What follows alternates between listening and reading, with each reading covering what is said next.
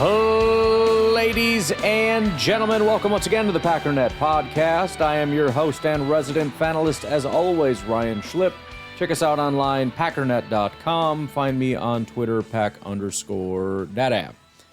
All right, let's rip through a little bit of the news and notes here. Minnesota Vikings have begun their search for a GM. Been kind of a flurry of news, nothing massively interesting there for us, but 49ers assistant general manager, Chargers assistant general manager, Titans assistant general manager. I don't know, it's just a bunch. Pretty much everybody's assistant general managers talking to the Vikings. So there you go. There's your Vikings GM search update of the day. Slightly more interesting, depending on how much you already knew this was going to happen. It sounds like the Steelers are very close, or I should say there's expected to be a deal done between the Steelers and Aaron Rodgers. Ian Rappaport put out there, free agent quarterback Aaron Rodgers, who is expected to visit the Steelers Friday and this weekend, will likely play for them in 2026, sources say. A deal is not done, and there is always caution until things are signed. But Rodgers' plan is to play for Pittsburgh, and these are steps toward that end. He went on to say, while the Steelers gave Rodgers the UFA tender, that's considered a placeholder. Hard to imagine he plays for $15 million, which is why a deal must be worked out and finalized. But finality is coming soon, sources say. Now, there was already talk about what Rodgers was looking for contractually. So when they're getting news that this is expected to be done, I have a feeling they have that on pretty good authority because there's no secrets here. Now, that may have been misreported, but if all the cards are kind of on the table and both sides are coming together to try to work out a deal, I can't imagine they're super far apart on things.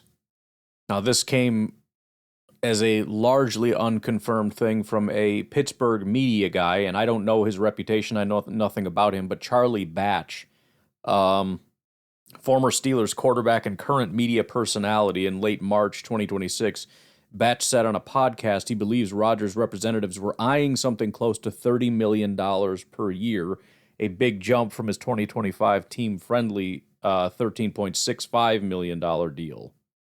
Now, getting back to my little sheet, since I made my little cheat sheet here, top quarterback money, and this is like the absolute top ceiling right now in 2026 is $73.7 million. Now, nobody's going to get that amount of money because there's no Joe Burrow looking for money.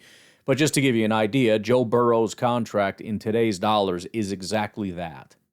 So in reality, although $30 million seems crazy, $30 million hasn't been top quarterback money since 2013. It's 50% of top quarterback money as of around 2024, back when Jordan signed for less than that, and everybody thought it was way too much money, but it wasn't. So, on one hand, you look at it and go, that's a little crazy, Rodgers, $30 million, you're no spring chicken.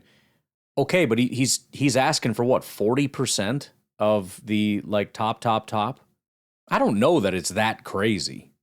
I mean, remember, Malik Willis signed for 23, so it's more than that, but I don't know that that's crazy because Malik is getting signed to, it's a massive deal for Malik, don't get me wrong, but this is very much a we'll see what happens. Let's just put it this way, Malik is 22.5 per year. Daniel Jones, $44 million. Those are two of the three contracts signed this year. The other one is Kirk Cousins, which is a little bit of a weird contract. It's 2 years. I'm not even going to dig into that. That's a weird one. It doesn't matter. So again, that falls right in between. That's smack dab in between Malik Willis and Daniel Jones. And to be honest, saying I'll take the middle ground beneath that Daniel Jones is a little bit disrespectful. But just to give you an idea, I don't think that that's a crazy amount of money. It felt like a crazy amount of money when I first heard it. But again, I'm not really up to where we're at right now in terms of as a percentage. And if you think about it in terms of 74 being the top or Daniel Jones being worth $44 million, it changes your perspective a touch. But anywho, hopefully they get that done. I'm guessing it'll get done very, very soon. And we get to see Mike McCarthy and Aaron Rodgers back together again. Who wouldn't be excited about something like that. And I think, lastly, before we jump into NFC North / Packers stuff here, I've been holding on to this for a minute. Can't wait to offload it. 2026 NFL drafts quarterbacks were underwhelming, but 2027 class could be loaded. Why did I bother saving that? Well, it goes into a much bigger picture. And again, this happens all the time, and we don't necessarily know this, but there is a ton of hype that is already beginning, not just about the quarterbacks, but about the 2027 class being absolutely loaded. It even starts off by talking about the fact that this is kind of a running joke. It says, the days of being able to claim that next year's quarterback class will be generational are over. With college football firmly in its NIL era, many underclassmen are making more money playing an extra year of school than they'd be able to earn as NFL draft picks. So though we can certainly suggest that the 2027 quarterback class might provide a once-in-a-decade type of haul, including several prospects worthy of being a top 10 pick, we cannot say that with certainty. That said, NFL teams are bracing for the possibility. Just two quarterbacks, Mendoza and Ty Simpson, cracked round one of the 2026 draft, and the fifth and sixth quarterbacks off the board didn't hear their names called until 110 and 178, respectively. If teams are waiting on the 27 class, they'll be hoping that most of the top-end talents decide to turn pro after the 2026 season. Ryan Wilson, way too early 2027 NFL mock draft. 6 quarterbacks go in round one in a deep class. Now remember, either way, if a bunch of quarterbacks are going early, that's pushing a lot of guys down. But again, the general sentiment is beyond quarterbacks. Like the ultimate exaggeration of this, Bleacher Report article, Mel Kiper, Field Yates sound off on if 2027 NFL draft will be greatest class ever in a new video. Again, not exactly the class that you want to not have a first-round pick on, but the fact that the Packers loaded up on this class, if it does hold true, if it does end up being as strong of a class as people think. So, I say all that just to say that the projections so far are holding up. That the Packers kind of bailed on a weak class. We got lucky that it was a pretty weak class in our first class that didn't have a first-round pick, and loaded up next year when it's supposed to be a pretty loaded class. So that's the one you're hoping to have double-digit picks if at all possible. So it's obviously way too early to start doing mock drafts and all that kind of stuff. But if you are a little bit more interested in the draft, if you're a big draft guy or maybe just want to be, this would be a pretty good year, especially since, again, we don't have a first-round pick, so you're going to need a deeper understanding of it. If you're going to start getting an early peak, this would be a great year to start doing that. Well, Trello, which is the site I use to store all my notes, doesn't appear to be working. Why don't we take a break? When we come back, I might just try to wing it because I don't have my notes, but I kind of know what we're supposed to be talking about today. We'll see if I can figure this out. We'll take a break. We'll be right back.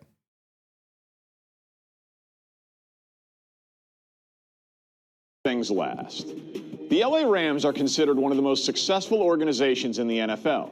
Their general manager Les Snead and coach Sean McVay are universally regarded as being at or near the peak of their profession, which is why I cannot get over how much I fundamentally disagree with their philosophy behind drafting Ty Simpson with the 13th pick.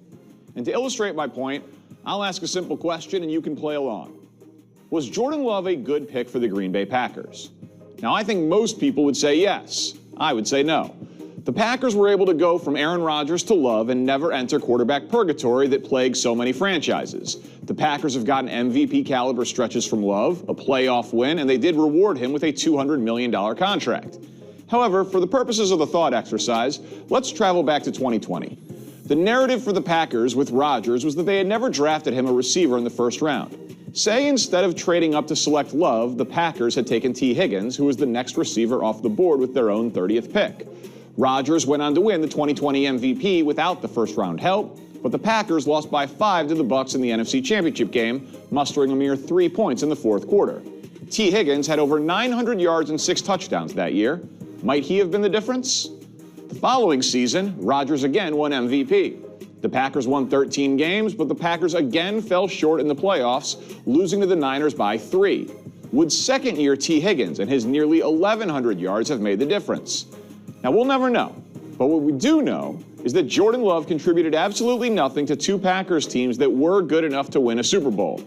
Which brings us back to the Rams. When you have a Hall of Fame quarterback still capable of winning it all, your responsibility isn't to plan for the future. It's to maximize the present. Ty Simpson might one day be great. But in order to justify the draft pick, the Rams need to win another Super Bowl with Stafford and then again in the future with Simpson. But of course, what is much more likely is that they'll be left trying to explain why they almost won the big one. This guy is he's not very smart. I'll say that. I wanted to touch on this. This was kind of a big deal. I mean, when would this come out? May 1st. So we're a week behind on this. There's so much fundamentally flawed here. It's crazy to me because, you know, there was a point in time where you could talk about, let's say, T. Higgins, and we'll talk about that. And maybe it would almost make sense, but it was only ever in the context of Jordan Love is bad. That question has basically been answered. And the fact that they're still fighting tooth and nail to prove that Jordan Love was a bad pick is freaking pathetic. It's absolutely pathetic. So I want to run through a couple things because he thinks he really did something here. A couple, let's call it flaws in his thinking. Number one, I just want to point out this frickin' guy, when asked about whether or not the Rams did a good thing here, his mind goes where? To Jordan Love. Why? And this is how negative fans work too. Negative fans and Bears fans, for the sake of what we're talking about, basically the same person. If what they did is right, then what the Packers did is right. By saying that what they did is wrong, we can illustrate that what the Packers did is wrong. Because we have to hold on to this. Gutekunst is wrong always and forever. Even when he's right, he's wrong. And for this miserable Bears fan, and I have no idea how this guy got promoted. He was not even very good in the Chicago stuff. He was, and maybe that's why he got promoted. He was one of the top guys in terms of having really stupid hot takes that blew up in his face triumphantly. And I honestly think maybe that is legitimately why he got hired. Because that kind of like clickbaity nonsense where you say outlandish things, it blows up in your face, and then what happens? What's the next step? It goes viral. Very similar to this. What happened? Tons. Nobody gives a crap what this goofy-looking dork has to say. But when he says this nonsense, Packer fans get riled up, everybody calls him an idiot, they get a bunch of clicks, and they make a little bit of money. But this is genuinely how miserable these people are. This is, I got to get this headphone off my ear. It's driving me nuts having one. I can hear myself in my left ear, not my right. This is how absolutely miserable they are, that they get angry at the thought that we should praise the Rams for doing the thing that the Packers did. And if we couple that with the idea that, of course, this is a good idea, look at what the Packers have done. They've been so successful with this. They did it with Rodgers, and then they did it with Love, and they've been successful. He hates that. He doesn't want to believe that. He doesn't want to say that. The Packers are a bad team. They do stupid things. They could have won a Super Bowl, and they didn't. This was a waste. This was terrible. This is a stupid take. So, again, I want to go through a couple things. First of all, he starts off by talking about how unbelievably successful they are. They're a very well-run organization. That's point number one. And by the way, he brings up several points against himself, which the more points you have against yourself, the more insurmountable the amount of evidence, the more you're going to have to bring to the table to overcome that and then beyond that prove your point. But anyways, that's strike number one. Because the fact of the matter is, if you're trying to prove that what they're doing is stupid and ultimately trying to prove that what the Packers did was stupid, let's be very honest about what this is. Starting off with that isn't great. And that's for two reasons. Not just because, well, they're a competent organization, they do the smart thing, and that's the smart thing to do, but because they watched the Packers do it, and they said, I want to do that. If what the Packers did was a failure, if it was a mistake, and that was viewed that way league-wide, especially across teams that are very, very good, and bear in mind, the impulse of every human being is going to be to go all in. When you have a guy like Matt Stafford and everything else, you think the GM wants to get a quarterback? I mean, there's a part of him that looks to the future and gets excited about it. But you think he's not well aware of the fact that he needs to go frickin' double barrel all in to try to win a Super Bowl this year? But even despite that, he's willing to overcome that and do this thing. Why? Why would you do that? Especially since the Packers did it and it was such a failure. Because it wasn't. And nobody views it that way except miserable Packer fans and Bears fan dorks like this guy. He goes on to say that most people would say that what the Packers did was a good thing. I would not. Right. You are in the minority. And I wonder if it's because you have a Chicago Bears fan bias. The fact that you already know that most people don't agree with this opinion. And can we just say on its face how stupid it is and how much of an illiterate moron you would have to be, football illiterate of a moron you would have to be to say, yes, we have a quarterback that is playing at a top 5 level for us, and he will do so for potentially the next 15 years, or for 15 years for us. And there is no scenario ever, where you look at that and go, yeah, but I don't think that was the right pick. That is the most idiotic take you could ever make. Just on its face. If you go to any GM and say, you get a top 5 quarterback, or you could draft, they'd cut you off and say, give me the quarterback. What are we talking about, stupid? What if you get a different pick, and maybe it's a wide receiver, and maybe that receiver is good, and maybe he helps you win a Super Bowl in a year that you didn't win a Super Bowl? Or you get the top 5 quarterback for 15 years. Are you stupid? Are you freaking stupid? Would you like a freaking steak platter with baked potato and all the fixins, or would you like to maybe get soup? Get out of my face. He goes on to say that the Packers avoided purgatory, so he acknowledges that he's a good quarterback. I'm sure he wouldn't acknowledge how good he is, but he acknowledges he's a good quarterback. Even going on to say that the Packers have gotten MVP stretches from him, which is another thing I want to address, this whole streakiness of Jordan Love that apparently exists. He also goes on to talk about how he got a $200 million contract, which you could say is stupid, but at the same time, a team is not going to commit that to somebody who's bad just out of the sake of shame. It's not how that works.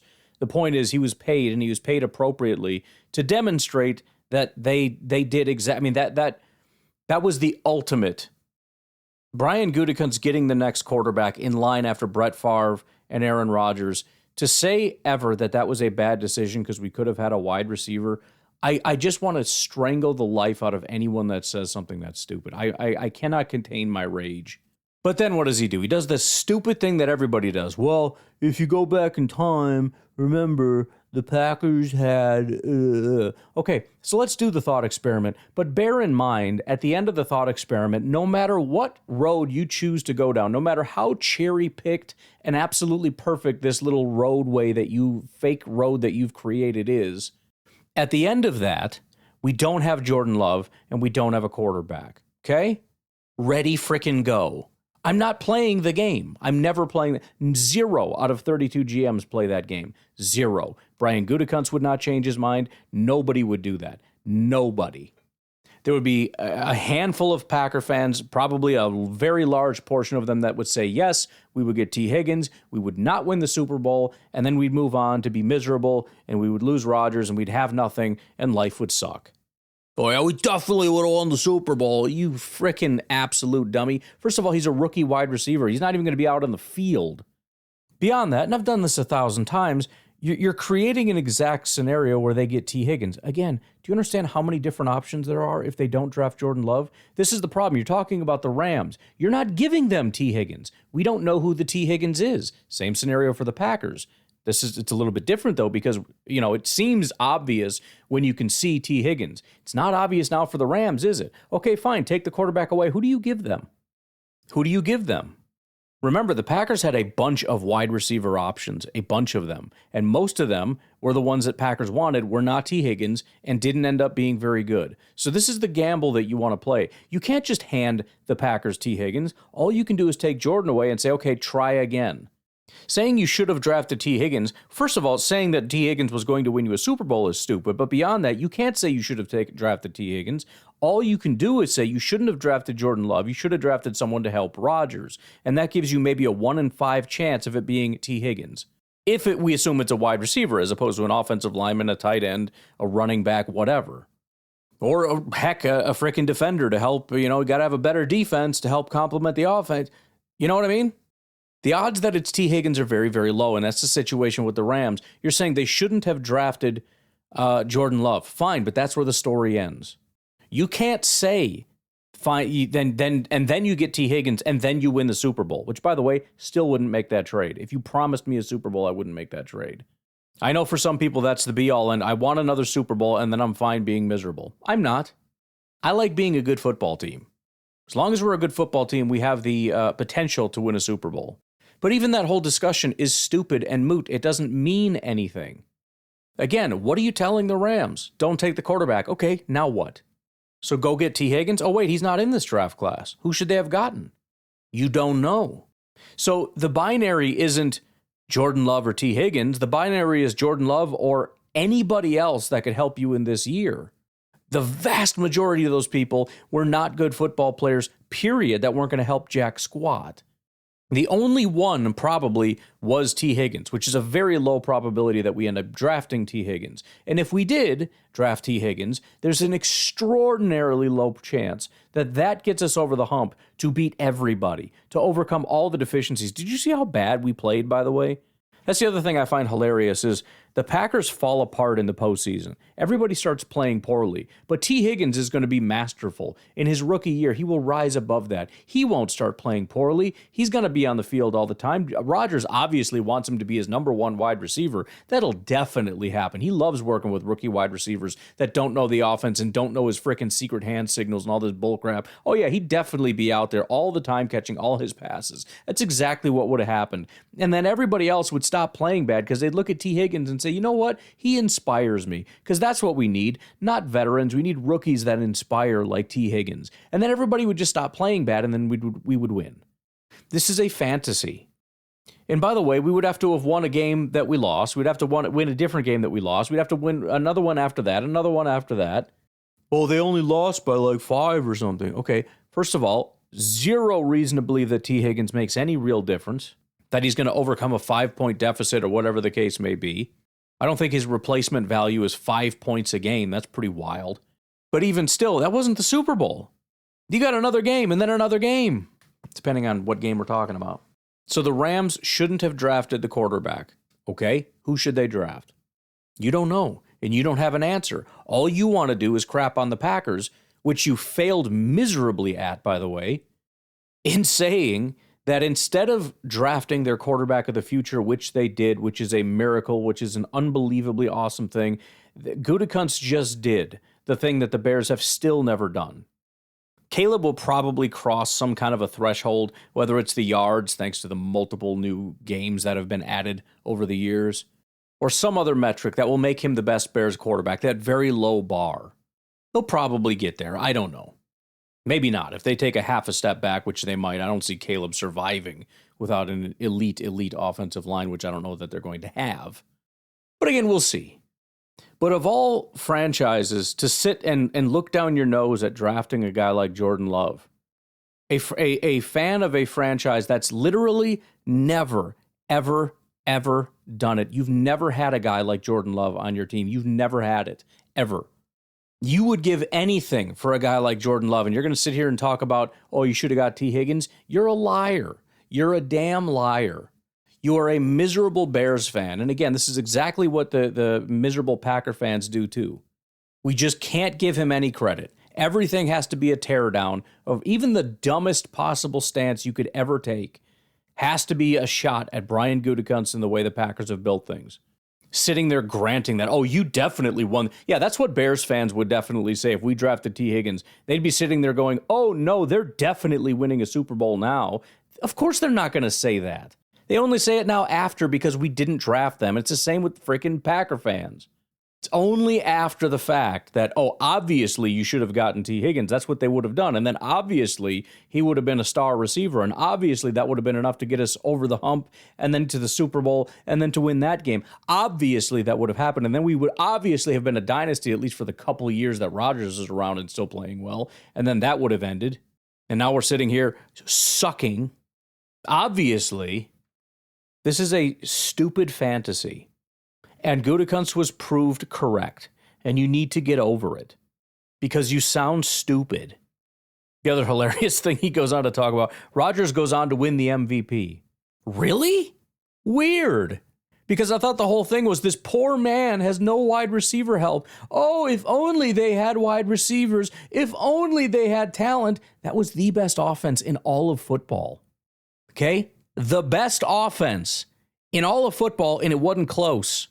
Rodgers and that offense and the people around it, not just Rodgers, freaking unstoppable.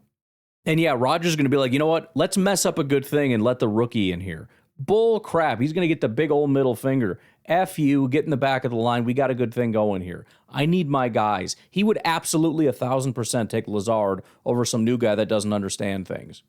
100 times out of 100. And what, you think Matt LaFleur is going to step up and say, no, I demand that he play? Bull crap. And then he ends it with this stupid sentiment that when you have a Hall of Fame quarterback on your roster, you don't plan for the future. What? Who told you that, dummy? What journalism course did you take where they taught you that? I'm just curious. Oh, apparently he was friends with Nick Wright while he went to school at Syracuse. I thought I'd look it up and see. He does have a journalism degree. He earned a degree from SI Newhouse School of Public Communications. But anyways, I guess that's how he ended up getting that job. He's friends with Nick Wright. It's good to have friends. It's good to be friendly. I chose a different path. Whatever. Again, I had to bring that up because he went on his stupid tirade, and I'm sure he did it for clicks, and he gets his clicks. Again, every time, well, why do you do it? Why wouldn't I do it? What do I care? What, am I going to punish him by not giving him his 0.00001 cent by clicking on it? You understand? I get content out of that too. I like it. It's a freaking, I'm a part of that ecosystem. I feed off it. And so do you. You get the opportunity to go on there and F you, you're stupid. You know, it feels good. Call him stupid. As I've said, if you want to get paid to have me call you stupid, I will happily do it, as long as I don't have to pay personally, and I don't. So he says, hey, Packer fans, I'm going to be an idiot, and then I'd like you to come over here and say I'm an idiot.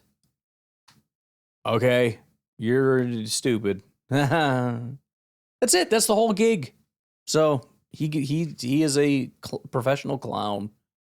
Take a break. We'll be right back. I had Uncle Rico send me this. I thought it was quite interesting. I was actually kind of shocked by it, but the methodology matters. RotoWire, most hated NFL team in every state. The article says, now that the 2026 NFL Draft is in the rearview mirror, it's time to look forward to the 26-27 season to get a sense of which teams are loathed most by state. RotoWire.com, where we review the best sport, use Google Keyword Planner to search data and identify each state's most popular team and assign that team's traditional rival as most hated. So the methodology is kind of stupid. We layered in multi-year ex-Twitter sentiment, then applied division rivalry logic to factor into the selections. There's a three-way tie for the most hated, and it is the Raiders, the Jets, and the Packers. Super freaking random. Now, the Packers, it's not surprising at all, because it's really just a question of, again, the way that they did it. I'm going to pick a team and then say who is their most hated rival. Well, the Packers are the most hated rival of all three of the teams in their division. The Jets and the Raiders, I don't understand at all. The article even talks about how these teams have almost no chance of even making the playoffs. It's really surprising. Then it says the Packers standings make a bit more sense. Green Bay has won the third most games of any franchise in this century, behind only the Patriots and Pittsburgh Steelers. Green Bay still owns more NFL championships of any franchise dating to their first in 1929. The only other team to get 5 or more was the Atlanta Falcons. I think this just goes to show how stupid your methodology is, but we'll pretend that it's good for the sake of making, I think, our rivals look petty as hell. It's so funny because at the end of the day, the Lions want so desperately to be relevant. The Bears want so desperately to be relevant. They are standing on their own feet. They are the kings of the North. The Vikings have their moments. Who knows? Maybe they'll have a flurry here with Kyler, get themselves back on top for a year before they fall off the next year, as they tend to like to do, whatever. At the end of the day, Who's the team they can't shut up about? Who's the team they can't stop thinking about, can't stop talking about? It's the Green Bay Packers. Always, always and forever. And good. Because it doesn't matter if you win the division. It's our division. And you know it. And that's why you hate us. The NFC North is the Packers' division. You can win our division. That does happen on occasion. Sometimes we lose it. Just like sometimes another team wins the Lombardi Trophy. That's true. Sometimes it's not in our possession. But it's always going to be the Lombardi Trophy. Same thing with the NFC North. That is the Packers division. Everybody knows it. Ask anybody outside of the NFC North. It's when you think NFC North, you think Green Bay Packers. It is synonymous. Heck, when you think football, you think Packers. I mean, that's synonymous. But clearly, when you think NFC North, nobody else thinks about the Bears, the Lions, or the friggin' Vikings. And the fact that those three teams think about us all the time, especially the Bears, love to talk about the Packers, the more it just proves our relevance. You want to be talked about all the time, even in a negative way? Go be the president of the United States.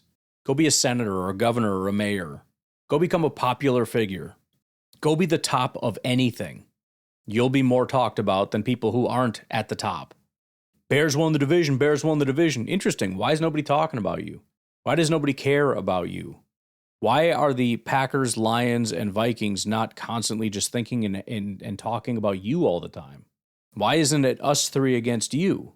Same with the Lions when they were on top for a couple years. Why isn't it the Vikings, Packers, Bears all ganging up on the Lions? I mean, it was for a little while. It's not. At the end of the day, it's always going to be those three teams. You ask any Lions fan, Bears fans, or Vikings fan, who is your biggest rival? It's the Packers. Yes, it is certainly a shame the years in which we don't win our own division. It's an embarrassment. Doesn't change the fact. It's our division. All right, folks. Well, until I get my notes back, I'm going to leave it at that for today. And I will talk to you tonight, tomorrow, whatever. Have a good one. Bye-bye.